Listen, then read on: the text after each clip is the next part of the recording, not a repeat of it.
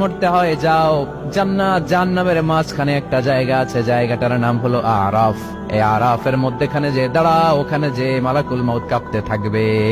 মালাকুল মউত বলবে, আল্লাহ সৃষ্টির শুরুতে যদি জানতাম সবাইকে মৃত্যুদান করার পরে রূহ কবজ করার পরে আমাকেও মরতে হবে, তাহলে এই কঠিন দায়িত্বের ব্যাপারে আপনার কাছে ক্ষমা চাইতাম। আজকে আমারও যে ভাগ্য বরণ করে নিতে হবে সৃষ্টির শুরুতে, আমি এটা কল্পনাই করতে পারি নাই। আল্লাহ বলবেন, নো টক, মুত ইয়া মালাকাল মাউত, মরে যা, মরে যাও।